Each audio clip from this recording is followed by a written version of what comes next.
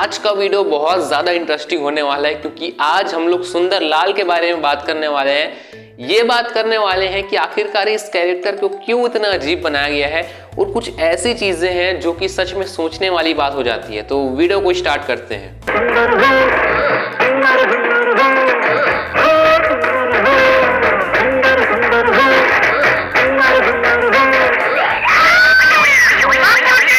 सुंदर लाल जो कि सीरियल में दया भाभी के भाई का रोल प्ले करते हैं, जो कि जेठालाल के साले हैं।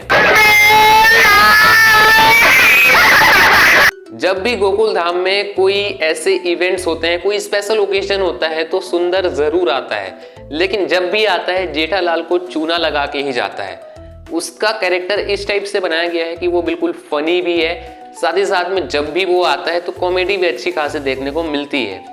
अब लेकिन यहाँ पर कुछ चीज़ें हैं जो कि सोचने वाली बात भी हो जाती है कि इतना टाइम हो गया है, हमें ये भी नहीं पता कि सुंदरलाल कमाता क्या है, मतलब उसका बिजनेस क्या है, वो क्या करता है, क्या काम करता है, उसको पैसा कहाँ से मिलता है। हम लोगों ने अक्सर देख रखा है कि वो पैसा कमाने के नए नए तरीके देख रहा होता है। अब भाई इतना बड़ा वो हो गया है, मतलब खुद की फैमिली बनाने की उसको सोचनी चाहिए, अपने पैरों पे खड़े होने की बात उसके माइंड में आना चाहिए। लेकिन जब भी वो आता है ऐसा लगता है जैसे कि बिल्कुल केयरलेस है। अब उसके घर में उनकी माँ भी है, तो अब वो किस टाइप से अपने परिवार को संभालता है, अपने माँ को संभालता है, ये तो यार अब कैसे हो आप? अभी तक ठीक था, अभी आगे पता नहीं। और जिस तरीके से पोपटलाल की शादी नहीं हुई है, उस तरीके से सुंदरलाल की भी शादी नहीं हुई है।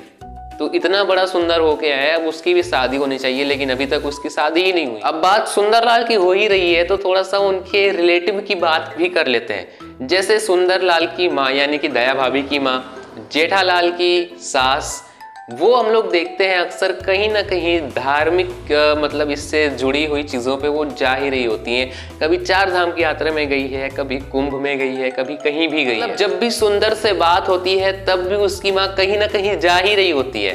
तो ये एक सोचने वाली बात नहीं होती है कि वो कभी घर में रुकती ही नहीं है। इसका मतलब यही हो जाता है जब भी दया या जेठालाल कहीं पे जाते हैं वो रहती ही नहीं है घर में। जब भी सुंदर का स्कैन बताया जाता है वो रहती ही नहीं है घर में। एक एपिसोड बताया गया था जिसमें दया भाभी की माँ दिखाई दी थी। एपिसोड नंबर स्क्रीन पे आप लोग देख सकते हैं, आप जाकर के देख लीजिएगा।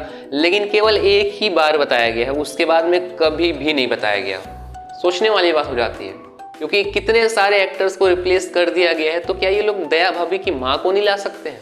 और सबसे इंपॉर्टेंट बात कि दया भाभी भी इसी टाइप से ही जा रही होती है हर धार्मिक से जुड़ी हुई चीजों पे। मतलब जब भी जेठालाल दया भाभी के बारे में पूछता है सुंदरलाल केवल यही बताता है वो 4 धाम की यात्रा में गई है, वो मंदिर घूमने गई है, वो आश्रम में गई है, यहाँ गई है, वहां गई है। इतने साल हो गए, करीब 7 से 8 साल हो जाएंगे, अभी तक जो दया भाभी है वो 4 धाम की यात्रा में ही गई है, अभी तक वो मंदिर ही गई है। मतलब इतना टाइम हो गया, इतने साल हो गए, बिना पत्नी के कौन रह सकता है, ये आप ही सोचिए। यार हम लोग मुद्दे से भटक रहे हैं, हम लोग बात सुंदरलाल की कर रहे हैं। तो सुंदरलाल के बारे में मैं यही कहना चाहूंगा कि इस कैरेक्टर को कंप्लीट नहीं किया गया है। जिस तरीके से काफी सारे एक्टर्स हैं जिनको कंप्लीट नहीं किया गया है, उसी तरीके से एक में है सुंदरलाल जिसको बिल्कुल भी कंप्लीट नहीं किया गया है। अभी अगर ऑडियंस रिस्पॉन्स की बात करें सुंदरलाल से रिलेटेड, तो ऑडियंस तो यही ही कहती आई है कि सुंदरलाल बहुत मजा आता है देखने में। मतलब ऑडियंस के दिल में सुंदरलाल जगह बना चुके हैं, लेकिन अगर हम लोग वहीं कुछ चीजें टटोले तो बहुत अधूरी सी लगती है। लेकिन आपका क्या ओपिनियन है सुंदरलाल और जेठालाल के रिलेशनशिप के बारे में? जो चीज मैंने आपको कही कि आप एग्री करते हैं या नहीं करते हैं, कमेंट में जरूर से बताइएगा। बाकी अगर आपको ये वीडियो पसंद आएगा तो एक प्यारा सा लाइक जरूर से करिएगा, चैनल को सब्सक्राइब कर लीजिएगा ऐसे और इंटरेस्टिंग अपडेट्स के लिए। मैं मिलता हूँ किसी और नए वीडियो में, तब तक के लिए जय हिंद।